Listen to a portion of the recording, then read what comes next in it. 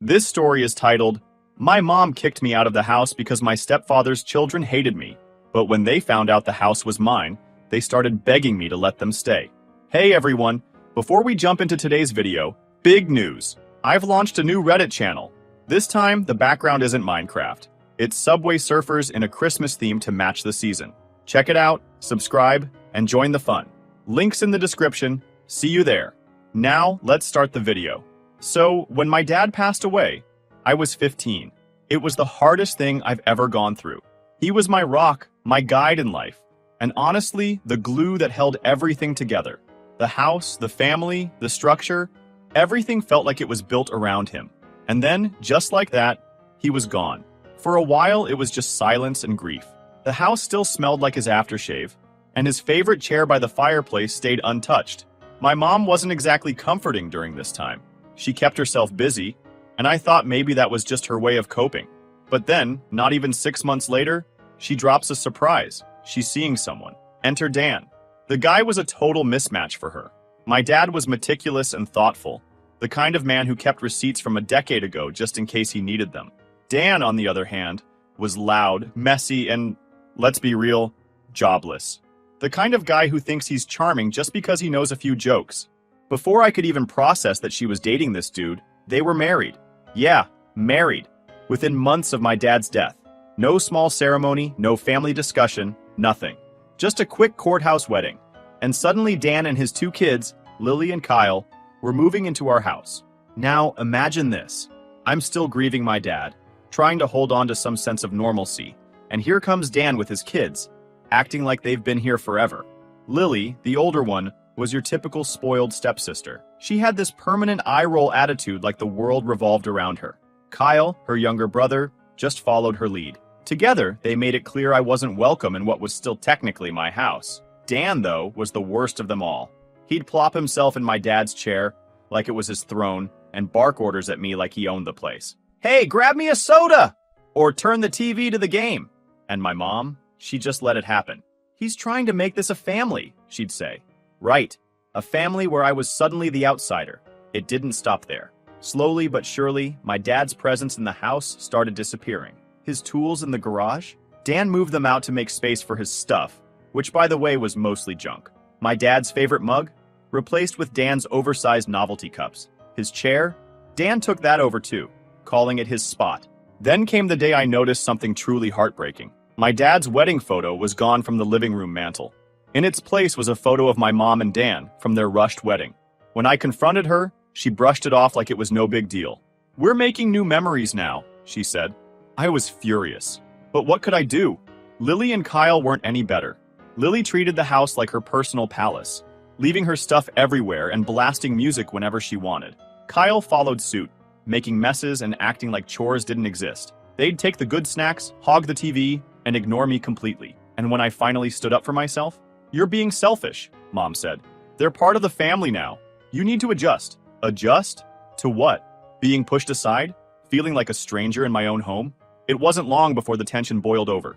Lily and Kyle were having one of their usual loud movie nights in the living room, and I couldn't take it anymore. I asked them to turn it down so I could study, and Lily hit me with, "You can study in your room. We're not bothering you." We're not bothering you? Seriously? It's my house too. I told them as much, and that's when Lily snapped back. "This isn't your house. It's our home now, so deal with it." I stormed off and told my mom what happened, thinking she'd at least back me up a little. Instead, she gave me the same tired line about making an effort. When I said I felt like I didn't even belong here anymore, she sighed and said, "Maybe it's best if you stayed with your grandparents for a while." And that was it. Just like that, I was out of my own house. I knew the house wasn't really theirs. It was still legally mine, thanks to my dad's will. They didn't know it yet, but once I turned 21, everything would change. I just had to wait. Moving in with my grandparents was both a relief and a gut check. On the one hand, I didn't have to deal with Dan, Lily, or Kyle treating me like an unwanted guest in my own house. On the other, it stung, knowing that my mom had basically chosen them over me. My grandparents didn't ask too many questions when I showed up with my bags. They just hugged me, told me I was always welcome, and set me up in the spare room. My grandpa even joked, "Well, at least now someone will appreciate my stories." And honestly, that helped lighten the mood. For a while, I tried to convince myself that things would get better. Maybe my mom would wake up and realize what she'd done. or Dan would miraculously turn into a decent person. But the updates I got from her painted a very different picture. She'd call once a week, acting like everything was great. "Oh, Dan installed a new shelf in the garage today," she'd say. Or, "Lily made us all dinner last night. It was so sweet." Meanwhile, I knew Dan wasn't paying for anything. My mom was footing the bills, and Dan was just riding along. The worst was when she casually mentioned that Lily and Kyle were getting their own rooms. "We're turning your old room into Kyle's gaming space," she said, like it was nothing. My old room, the one I'd grown up in. Now it was Kyle's. I couldn't hold back. "So, you're just erasing me from the house?" I asked. She laughed nervously, like I was overreacting. "It's not like that. You're always welcome to visit." Sure, I was welcome, as a guest. What really pushed me over the edge was the next phone call. My mom didn't even bother with small talk. "So, Dan and I were thinking," she started, which was already a bad sign. "It might be a good idea if you give one of the properties your dad left you to Dan." I had to pause and make sure I heard her right. "You want me to give one of Dad's properties to Dan?" "Just one," she said, like it was no big deal. "It would help him feel like this is his family too." I couldn't believe it. "Mom, you do realize those properties are for my future, right? Dad left them to me for a reason." She sighed, annoyed, like I was the unreasonable one. "Dan is trying so hard to make this family work. This could really bring us all closer," I snapped. "Closer? You kicked me out of the house for them? And now you want me to hand over part of Dad's legacy to a guy who hasn't worked a day in his life? No way." She didn't call me selfish outright, but the tone was there. "You need to think about what's best for everyone, not just yourself," she said before hanging up. After that, I stopped answering her calls for a while. Living with my grandparents became my safe zone. They didn't hover, but they made sure I was okay. My grandma would slip snacks into my backpack when I wasn't looking, and my grandpa always found reasons to include me in whatever project he was working on. They gave me space to vent when I needed it, but never pried for details. At school, I threw myself into studying and hanging out with friends. It wasn't like I was trying to distract myself from the situation. Okay, maybe a little. But I realized that being around people who actually valued me made a huge difference. My grandparents' house felt more like home than my mom's ever did after Dan moved in. The calls from my mom didn't stop, though. She'd leave voicemails trying to guilt me back into her world. "I miss you," she'd say. "Why don't you come over for dinner this weekend? Dan's making his famous chili," as if sitting across the table from Dan and his kids was some kind of treat. It wasn't just my mom either. Relatives started chiming in. "You need to forgive your mom," one aunt told me. "She's just trying to do what's best for everyone." Another uncle said, "Family is family. You have to let this go." But none of them offered to take me in when my mom kicked me out. Funny how that works. Despite all of this, I kept reminding myself of one thing. Once I turned 21, everything my dad left me would officially be mine. The house, the properties, the savings, everything. Dan and his kids might think they'd settled in for good, but they didn't realize their time was running out. I started quietly planning for the day I could take it all back. I didn't tell my mom, of course. The less she knew, the better. I started researching renovation options for the house and even looked into rental prices in the area. My grandparents noticed, but they didn't ask too many questions. "You're planning ahead," my grandpa said one evening, nodding approvingly. "Your dad would be proud of that." That simple comment hit me harder than I expected. My dad had planned everything so carefully to make sure I'd have a future, and I wasn't going to let anyone, including Dan, take that away. For now, I played the waiting game. Mom and Dan were living it up in my dad's house, thinking they had all the time in the world. But in the back of my mind, I knew the clock was ticking, and when the time came, they'd have to face reality. When my 21st birthday finally came around, I didn't throw a big party or anything. There wasn't time for that. This was the day I'd been waiting for since I left my mom's house. Everything my dad left behind was officially mine now. No more waiting, no more playing nice, and no more watching Dan and his kids live rent-free in what was supposed to be my future. I started by calling my mom to let her know my plans. Honestly, I wasn't expecting much from the conversation, but I wanted to at least give her a heads up. "Hey, Mom," I said, trying to keep things civil. "I just wanted to let you know I've decided to renovate the house." There was silence on the other end for a few seconds before she said, "What do you mean, renovate?" "I mean, I'm getting the house ready to rent out. It's officially mine now, so I'm moving forward with the plans I've been making." She didn't even try to hide her annoyance. "This is our home. How can you just kick us out?" I almost laughed. "You mean my home? The one you kicked me out of years ago so Dan and his kids could take over? That house? Don't be dramatic," she shot back. "You're always welcome here. This isn't about that. It's about family.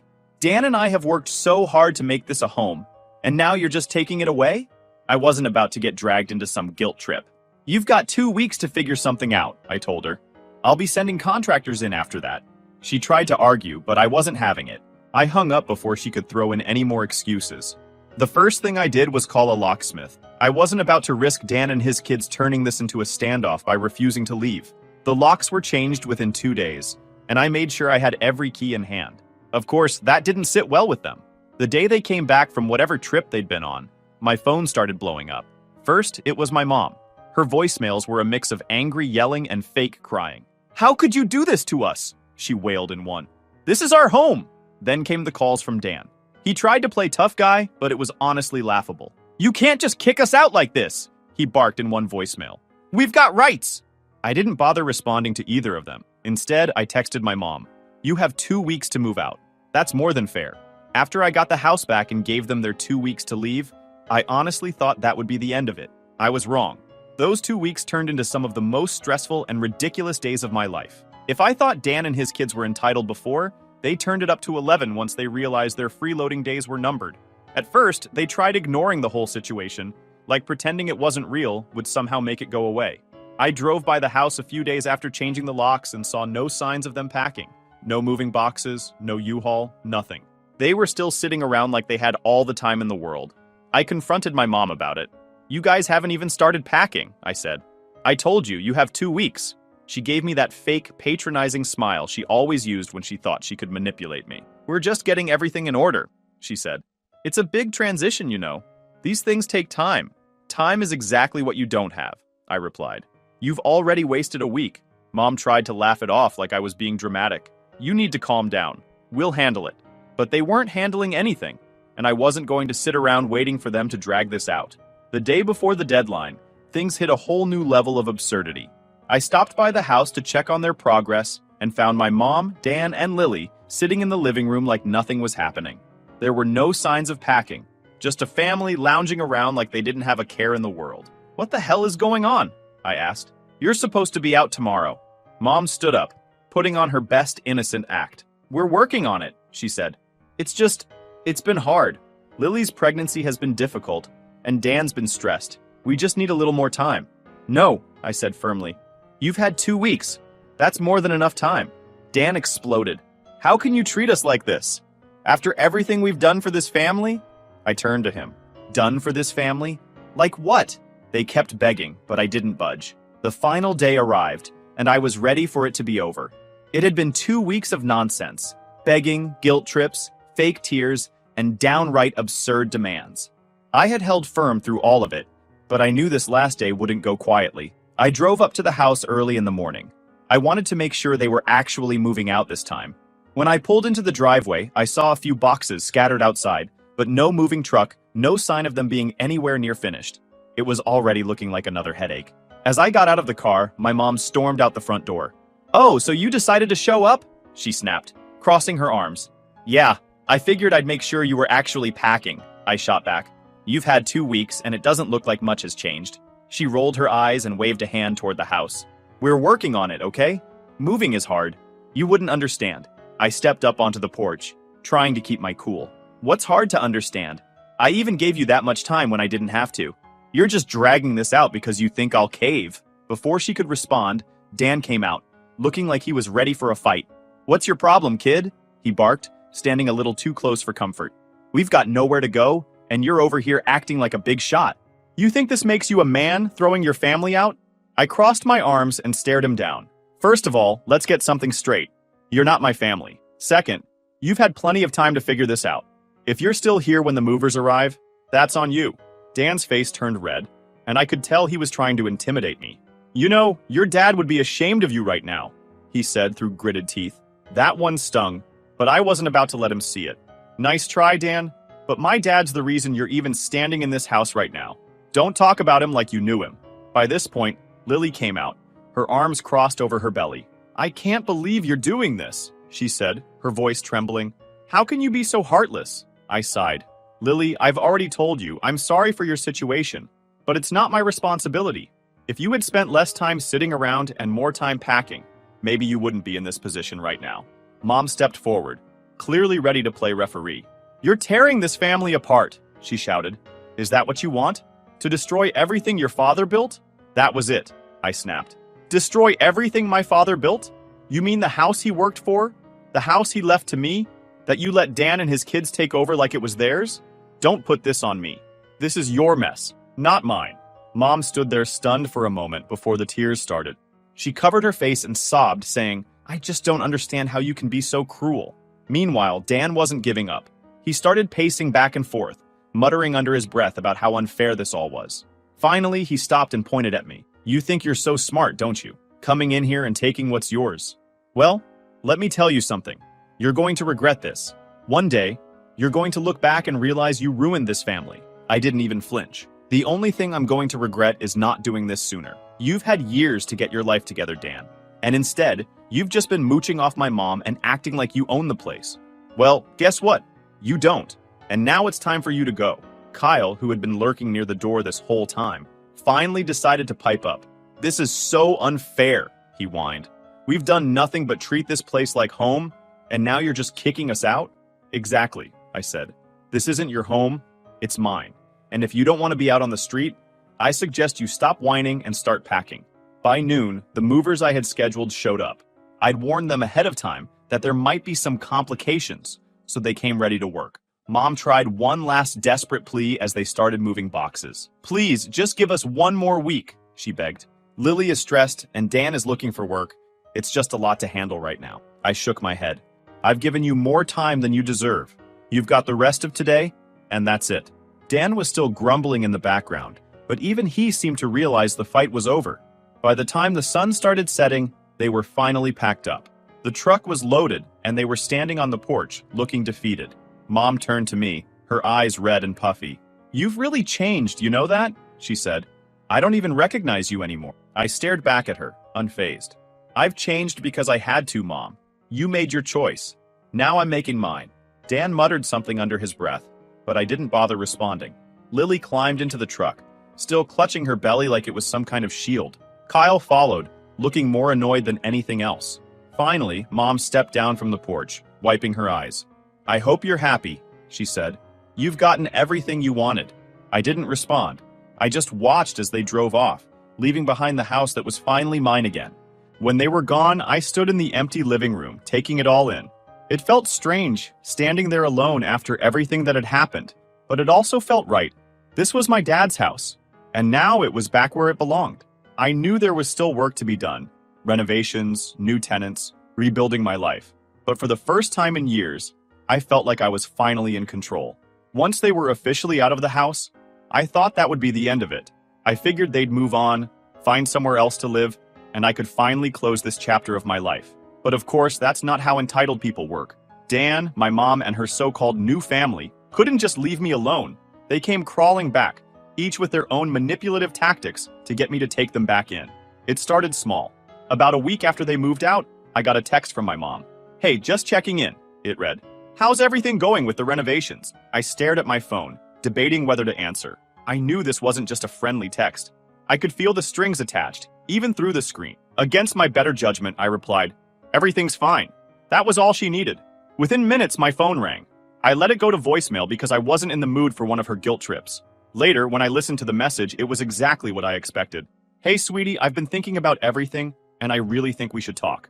Dan's been struggling to find work, and Lily is really feeling the stress of her pregnancy. We're all trying so hard, but it's been really tough without a stable place to stay. Maybe we can figure something out. Call me back, okay?" I rolled my eyes so hard I thought they might get stuck. Figure something out? I'd already figured everything out. I gave them 2 weeks to leave and they failed to prepare. That wasn't my fault. Over the next few days, the attempts escalated. First, it was Dan calling me directly. I didn't even save his number, but his obnoxious tone was unmistakable. "Look, kid," he started, as if we were about to have some heart-to-heart. "I know we've had our differences, but I think it's time we put all that behind us. Family is family, you know? And I get it. You were upset. And maybe I didn't handle things perfectly, but we're all human. We just need a little help getting back on our feet. You can't expect us to do that without some kind of support." I nearly laughed out loud. Support? From me? After years of freeloading and treating me like an outsider in my own home, he thought he could appeal to my sense of charity? "Dan," I said flatly, "you've had years to get back on your feet. My answer is no. He tried to argue, bringing up Lily's pregnancy and Kyle's supposed emotional struggles. It's been hard on all of us, he said, his voice dripping with fake sincerity. We're not asking for much, just a roof over our heads until we figure things out. I cut him off. No, Dan. I already gave you plenty of time. That was more than generous. Find someone else to guilt trip. Then came Lily's turn. She messaged me one evening, starting off with a pathetic, "Hey, I just wanted to say I'm sorry for everything." I didn't reply because I knew exactly where this was heading. Sure enough, a follow-up text came through an hour later. "I'm really struggling with the pregnancy," she wrote. "The stress of not knowing where we're going to live is affecting me and the baby. I know we didn't always get along, but I thought maybe we could start fresh. It would mean so much to me if you could just let us stay for a little while, just until after the baby is born." I didn't even bother responding. I wasn't about to get sucked into her sob story. A few days later, my mom showed up at my grandparents' house unannounced. She was clearly desperate. Her hair was a mess, and she had that frantic look she always got when things weren't going her way. My grandparents let her in, though they weren't exactly thrilled to see her after everything that had happened. "Can we talk?" she asked, looking at me with what I'm sure she thought was a motherly expression. I folded my arms and leaned against the counter. "What do you want, Mom?" She sighed dramatically, like she was carrying the weight of the world on her shoulders. "I just want us to be a family again," she said. "This whole situation has gotten so out of hand. I know you're angry, but we can work this out." "There's nothing to work out," I replied. "You made your choices, and now you're dealing with the consequences." "But Lily's pregnant!" she exclaimed, her voice breaking. "She needs stability. Dan's been looking for jobs, but it's hard right now. And Kyle, he's just a kid. He doesn't deserve this." "And neither did I shot back. "You didn't care about my stability when you kicked me out of the house. You didn't care about how I felt when you let Dan take over. Why should I care now?" My mom tried to guilt me, saying things like, "I'm still your mother." And I did the best I could, but I wasn't buying it. My grandparents eventually stepped in and told her it was time to leave. As she walked out the door, she muttered, "You're going to regret this one day." The final straw came when they showed up at the house unannounced. I was there meeting with the contractors, going over some last-minute details for the renovations, when Dan's beat-up truck pulled into the driveway. I froze for a moment, watching as Dan, my mom, and Lily climbed out, looking like they were ready for some kind of intervention. "You've got to be kidding me," I muttered under my breath. Dan was the first to speak. "We just want to talk," he said, holding up his hands like he was trying to defuse a situation. "There's nothing to talk about," I said firmly. "You're trespassing." "We're desperate," my mom said, her voice cracking. "We've been staying with friends, but it's not working out. We need your help." I stared at them, completely unimpressed. "You mean you need me to let you back into the house you trashed and disrespected for years? That's not happening." Lily started crying, clutching her belly for added effect. "Please," she begged. "I don't know what else to do." Dan stepped forward, trying to play tough again. "You're really going to turn your back on us? After everything we've been through?" I crossed my arms and stood my ground. "Yes, I am. You've got 5 minutes to leave, or I'm calling the police." They tried one last round of pleading, but when they realized I wasn't budging, they finally got back in the truck and drove off. That was the last time they tried to reach out. I heard through the grapevine that they'd moved to a tiny apartment across town, and honestly, that was fine by me. They were no longer my problem, and I could finally focus on moving forward with my life. One thing's for sure, I'm not letting them back into my life, no matter what sob story they come up with next. I'll update you all if anything changes. Something tells me this isn't the last I've heard from them. Update. Well, I knew it wouldn't be long before my mom came back around. Like I said in my last post, people like her and Dan don't just disappear quietly, but even I didn't expect what happened next. A few weeks ago, I got another message from her. This one wasn't like the others, though. There was no guilt trip, no manipulation, no desperate pleas to let them back into the house. It was short and to the point. "Can we talk? I owe you an apology." At first, I didn't respond. I mean, what was there to say? An apology now? It felt pointless. But then I figured, what the hell? I was curious. We met at a coffee shop near my grandparents' place. I kept it public because I didn't want this turning into a scene. When I walked in, she looked different, tired, worn down. Not the confident, smug version of my mom I'd grown used to. She started talking before I even sat down. "I need to apologize," she said, "for everything."